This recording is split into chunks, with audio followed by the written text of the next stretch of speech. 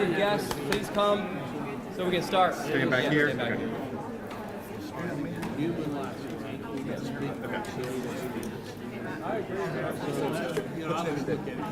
Yeah, absolutely. Don't matter. I don't discriminate.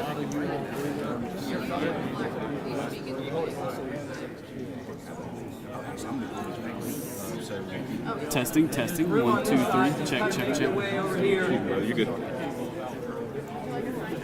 You can hold one of them. I was gonna say you need one just to hold it. Yeah, I'll hold one. And there's more.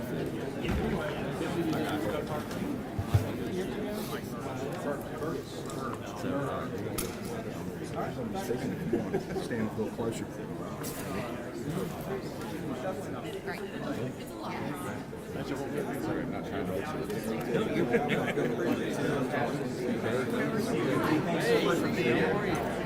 The first speech. Oh wait, no. All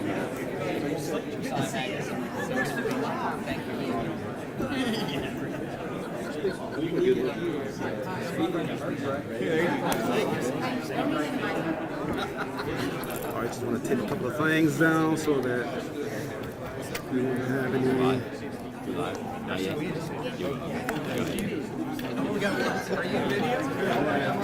Man, it's a lot of people in here.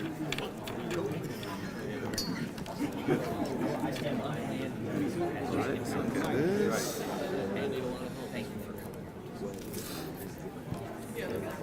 How much time we got? How much time before we start?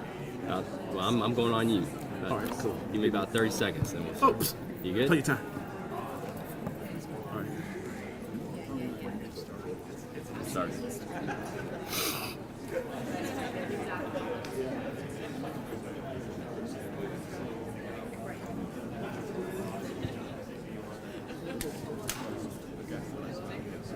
All right, we got our signs. Hold your signs down. That would be okay. Yeah.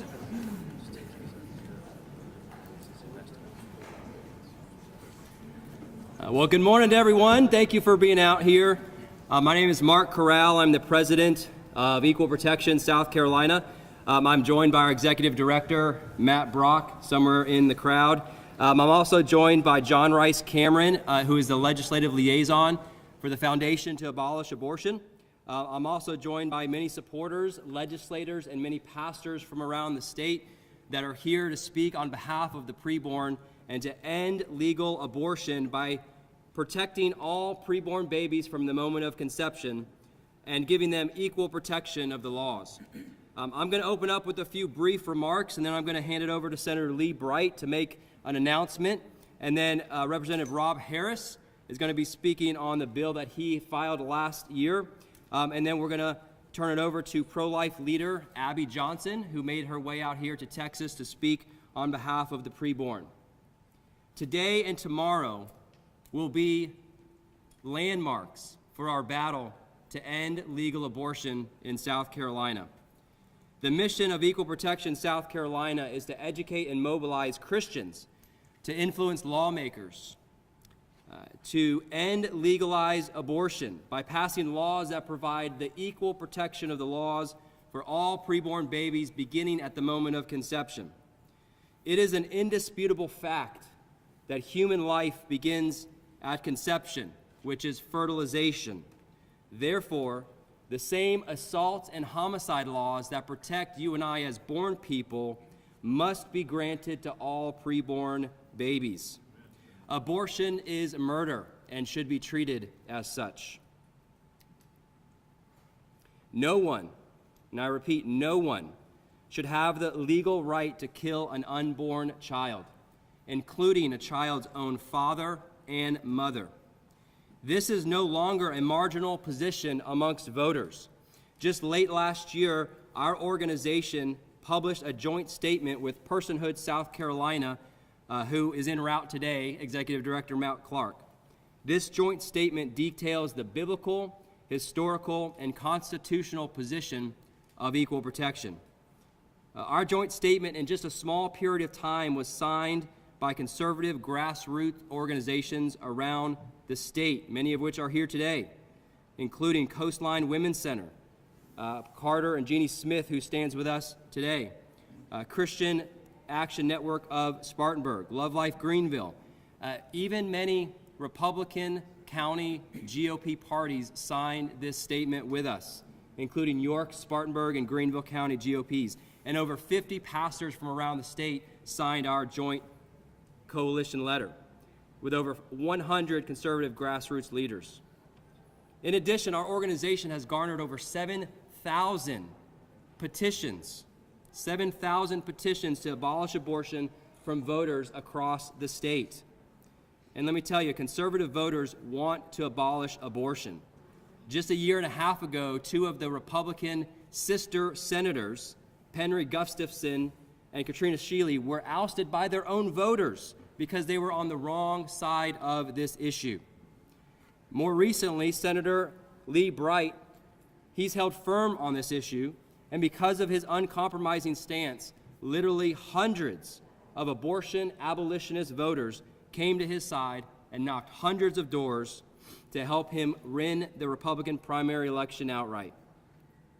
Representative Rob Harris, who will speak here in a few moments, filed a bill of equal protection, House Bill 3537, which has a subcommittee hearing tomorrow. He has held firm on this issue, and because of his uncompromising stance, hundreds of abortion abolitionists from his district and around the state supported him in a stunning defeat over the establishment-backed challenger.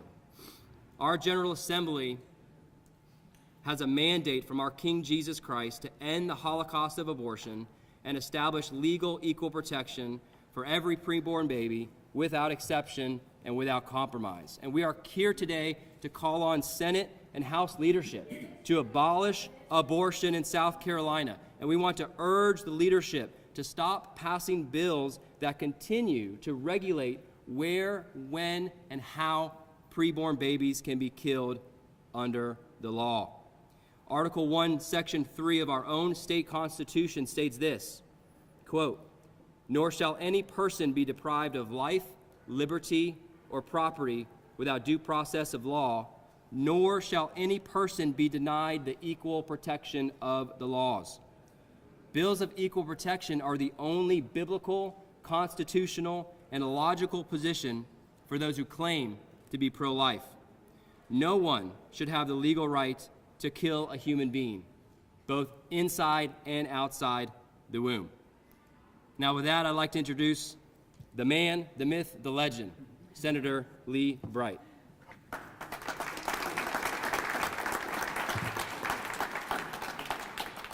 I was elected back in 2008 the first time, and gave the maiden speech that senators get to give. And at the time, my wife was pregnant with our third child. I was raised out in the country and had older cousins, the youngest male cousin, and the way to achieve, basically to be able to spend time with the older cousins, you never cried. So I don't cry. I don't cry in public. It's something I don't do. So we went to have the ultrasound done. Both our children were out of school, our older children, and we found out the child had no heartbeat. So my wife for the first time and my children for the first time saw me cry. I will tell you, when I watched Unplanned, Abby Johnson's movie, it was a dark theater, so no one saw me cry, but I cried like a baby. These children deserve equal protection. I will be filing a bill of equal protection today. I know we've got hearts and minds to change. God's in the hearts and mind changing business. We're going to do our part. I'm going to do my small part in filing this bill today. But there's a lot more people with a lot more eloquent things to say, but I plan on filing a bill of equal protection today in the Senate. Thank you.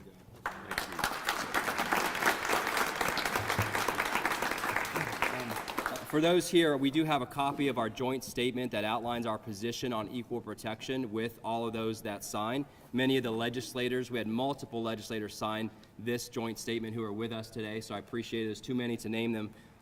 But now I want to introduce Representative Rob Harris. Representative Rob Harris filed our bill last year of equal protection, and it has a subcommittee hearing tomorrow in the Constitutional Laws Subcommittee, which is at 12 p.m., and we are urging leadership to pass that out favorably. So would you please welcome Representative Rob Harris. Thank you, everyone. Thanks for coming. King David, the sweet psalmist of Israel, said to our Lord, "My substance was not hid from thee when I was made in secret and curiously wrought in the lowest parts of the earth.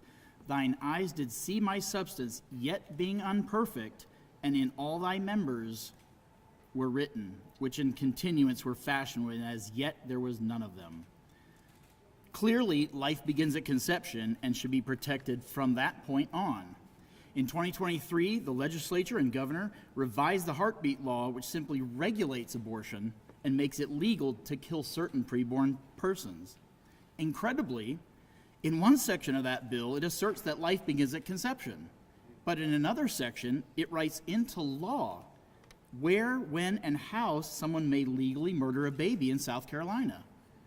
Besides giving legal permission for doctors to kill certain babies, the heartbeat bill actually gives the mother full protection against criminal or civil prosecution for the willful murder of her own baby as if she's a victim. At that time, I offered an equal protection bill on the House floor that would have applied South Carolina homicide code, which was spoken of before, equally to all people, but they voted it down. Because the heartbeat bill is inherently ineffective, the rate of preborn homicide in South Carolina is higher than pre-Roe levels, partly through out-of-state clinical abortions and mostly through chemical abortions and pills. Understanding this desperate situation with no intention on the part of the Republican House leadership to do anything about it, and in keeping with House rules, I requested a formal hearing on H. 3537, the South Carolina Prenatal Equal Protection Act, which brings us to tomorrow. The bill is scheduled for a 2-hour hearing in the Constitutional Law Subcommittee at 12 o'clock. Historically, unwanted requests like mine are placed at the end of the agenda in an attempt to run out the clock so it doesn't get heard. But not so with our equal protection bill. It is one of only 2 bills on the agenda. It should be easy to allow at least 1 hour for each bill to be heard. In fact, if the equal protection bill were passed, there would be no need for passage of the first bill, the abortion-inducing drugs. It is equal protection's premise that murdering anyone should be illegal for everyone. It's the only bill that's consistent with God's word, the Constitution, and even the Republican Party platform. The 14th Amendment clearly states, as was said, no state shall deny to any person within its jurisdiction the equal protection of laws. The South Carolina Equal Protection Act would ensure that the same laws that protect born people protect unborn people. It's not complicated. The South Carolina Equal Protection Act is very straightforward. It takes out of Title 44 in the Health Code, because it's murder, it takes it out of there and puts it in the applicable Title 16 criminal codes. So Section 3 says South Carolina already has existing provisions making the willful killing of a person a crime, whether it be murder, manslaughter, involuntary manslaughter, homicide by child abuse.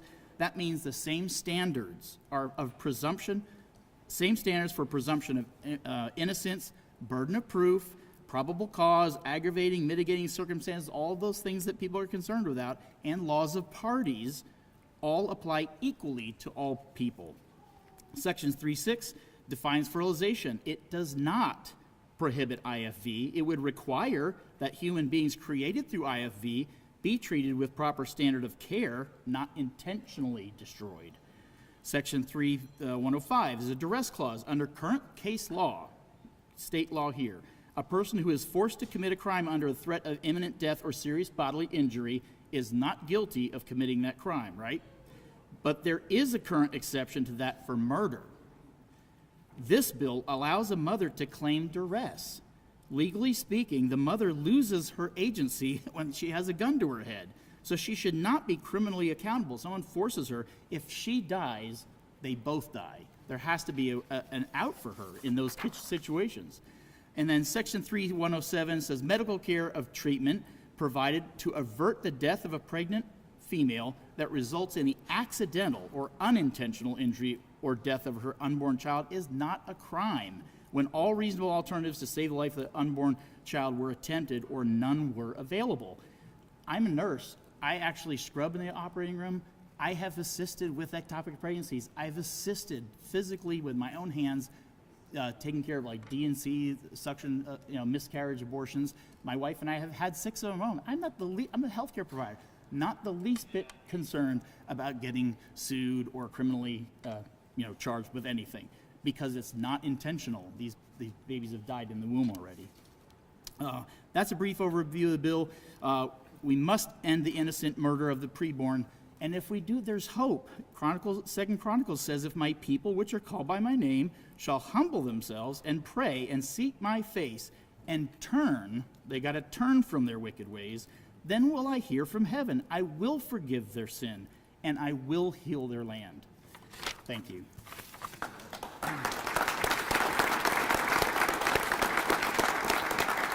I want to briefly recognize Mark Lynch, who is here to my right, your left.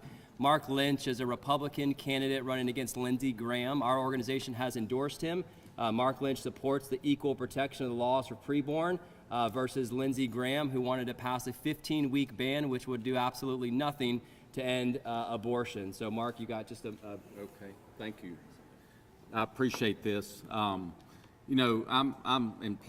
asking Republicans to be Republicans again. We're a constitutional republic in America. We're not a democracy.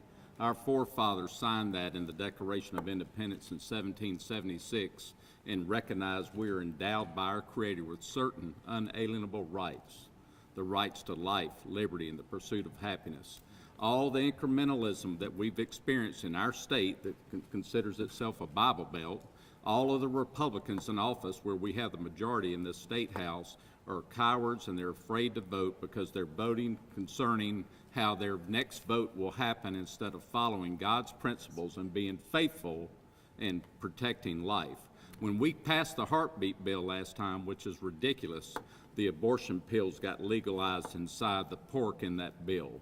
We're killing more babies than we did before the heartbeat bill. It's a shame. We need to be faithful, stand on our faith, hold our oath to our office, and protect against foreign or domestic enemies. And we have domestic enemies with abortion. And I want everybody to change their language. Abortion is murder. That's what it is. A rhino, a Republican in name only, is a traitor.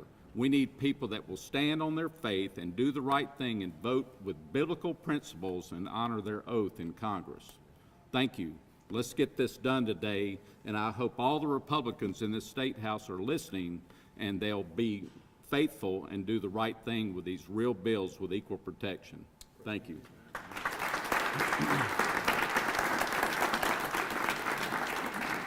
So our final person to speak I'll introduce is Abby Johnson, and then after we'll take questions. Abby Johnson went to work for Planned Parenthood, believing she could be helping women. After working her way up from volunteer to director of one of their facilities and even winning Planned Parenthood's Employee of the Year award, Abby had a surprising change of heart after witnessing a live ultrasound-guided abortion procedure. It became clear in that moment that abortion did not provide the freedom she had promised so many women in those counseling rooms. Abortion only caused harm, destruction, and devastation. Upon that realization, Abby left her job in the abortion industry and has been sharing her experience ever since. Her story was chronicled in the best-selling book titled Unplanned, which was later turned into a major motion picture with the same name that Senator Lee Bright mentioned. She has gone on to write several other books, including The Walls Are Talking and The Fierce Mercy. She is the CEO of 2 successful pro-life nonprofits, And Then There Were None, and Pro-Love Ministries. She also hosts her own podcast, Politically Rude. I like the name of that. One of Abby's ministries, And Then There Were None, has helped over 700 abortion workers leave the abortion industry and come into a saving relationship with Jesus Christ. I got to witness that this morning as she spoke to Planned Parenthood volunteers outside the abortion mill just minutes from here, and it was wonderful to see that. But Abby's greatest blessing in her is her vocation of wife and mother. She lives in Texas with her husband and 8 beautiful children. Please welcome Abby Johnson.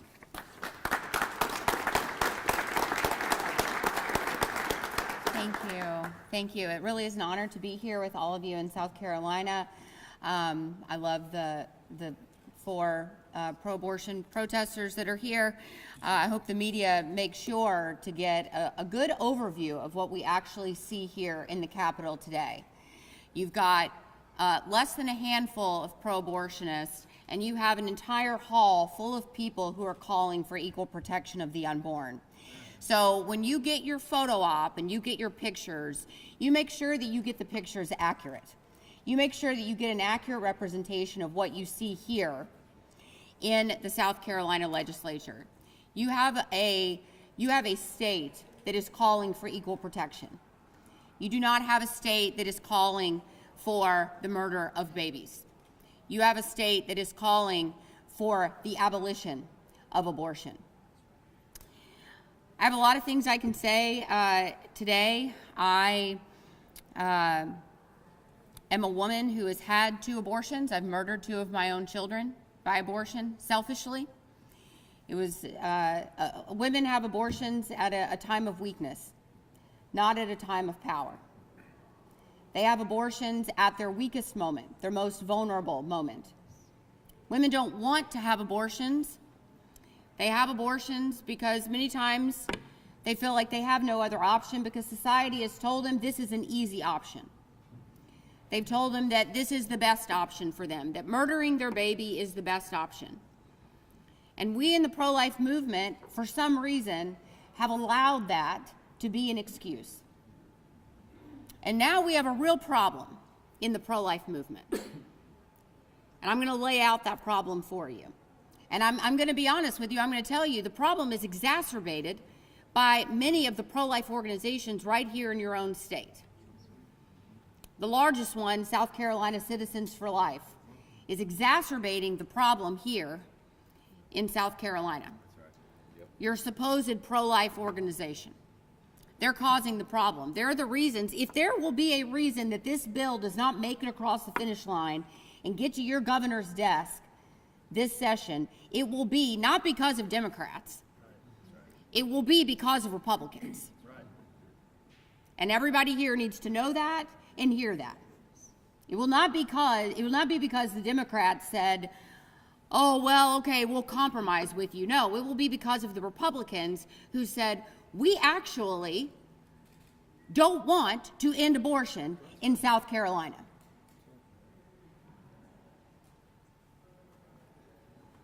I'm a woman who's had 2 abortions. Those abortions led me into a life of working inside of an abortion facility, a Planned Parenthood abortion facility. I went on then to help other women murder their babies. 22,000 babies, more than 22,000 babies were murdered under my watch at my Planned Parenthood facility in Texas. That is a lifelong, eternal stain on my soul. I will have earthly consequences because of those decisions that I made in my life. Yes, Jesus Christ has forgiven me of those sins. Yes, God's goodness is great. But our decisions do not go without consequence. Women who have abortions often face many consequences. Women who have abortions sometimes face infertility. Women who have abortions sometimes face a higher suicide rate. Women who have abortions face higher rates of anxiety, depression, eating disorders, premature birth weight for future pregnancies, low birth weight, premature birth, many complications that are all documented in peer-reviewed medical literature. There are many possible consequences. And what this bill is bringing forward is another possible consequence. If a woman has an abortion, there could be a possible consequence that she could lose her freedom.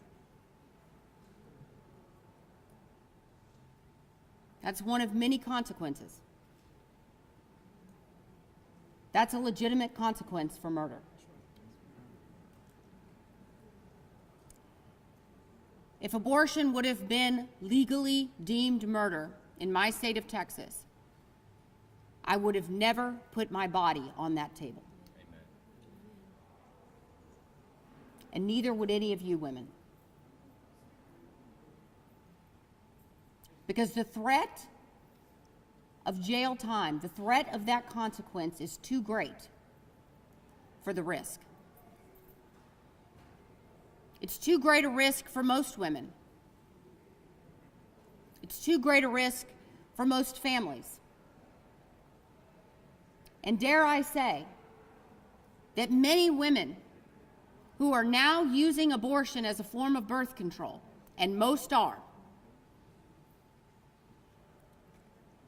I say that many of these women would no longer participate in reckless sexual activity if they knew that abortion was not an easy fix for their pregnancies. I went out to your local abortion facility today in Columbia, just down the street. Women there going to get abortions, dancing in the parking lot, excited to get their abortions today. These are not victims. Women who have abortions are not victims.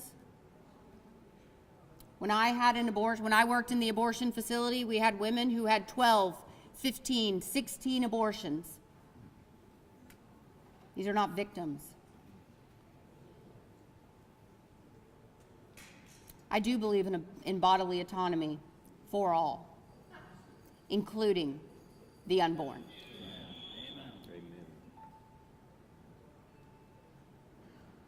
We have a real problem in the pro-life movement, friends. We have a real problem. In states like mine, in Texas, we have men who are now drugging their girlfriends, giving them chemical abortion pills. They're so easily available now. And we have men that are drugging their girlfriends and their wives and women that they know that they impregnate, and they're giving them drugs. They're slipping these drugs into their drinks, into their orange juice, into their sodas. And these women are drinking the chemical abortion pills, and they're aborting their babies. They're miscarrying their babies unknowingly. And the pro-life movement, South Carolina Citizens for Life, and National Right to Life, and other groups like them are calling out, and they're saying that is murder. That is murder. If a man drugs a woman's drink and she miscarries that baby and he murders that baby, that is murder. And they're right. That is murder. But now the pro-life movement sounds like a bunch of pro-abortionists, don't we? Because it's perfectly fine if the woman herself puts that same drug into her drink and kills that same baby. It's not okay if her boyfriend does it.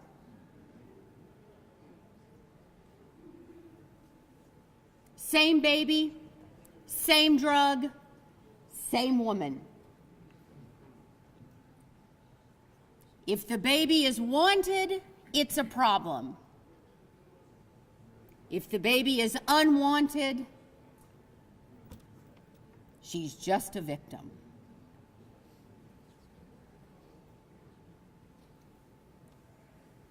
We have a problem, friends. And the only way to rectify this problem in this state and around this country is to pass equal protection bills. Yes. That is the only way to rectify this problem. And any Republican legislator who dares not co-sponsor this bill, shame on you. Shame on you. You should be primaried and you should lose your seat. Amen.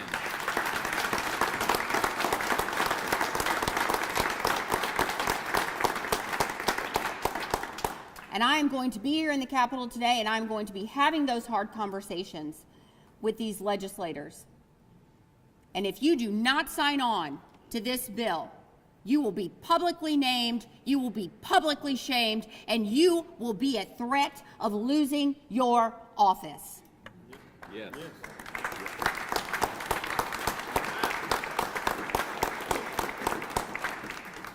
And I am also very thankful for you being here, and I do want to announce that you also have my endorsement, and I hope that we are able to get these Republicans in name only, like Lindsey Graham, out of office. Amen. Let's get actual conservatives. We do have something to conserve in this country, and it is biblical values, Christian values, family values. They still matter. They still matter in this country.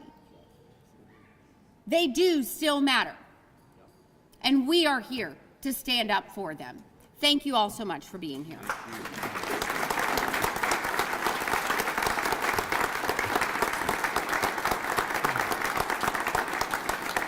I just want to briefly recognize Matt Clark, the Executive Director of Personhood. I mentioned him earlier. He's a partner of our organization, supports the equal protection, doing great work.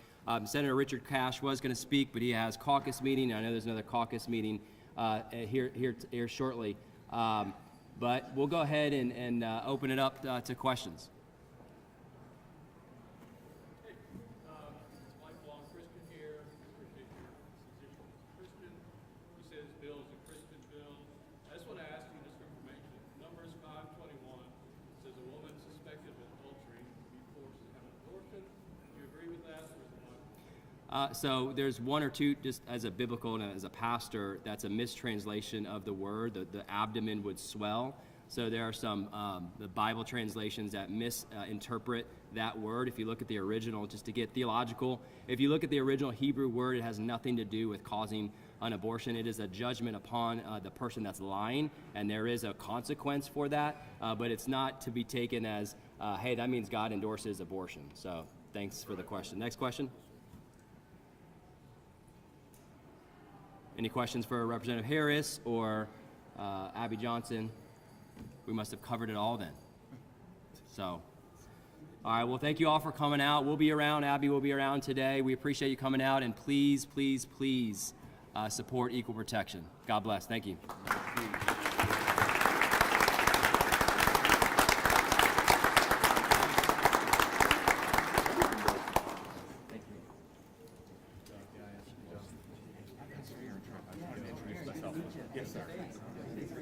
Absolutely.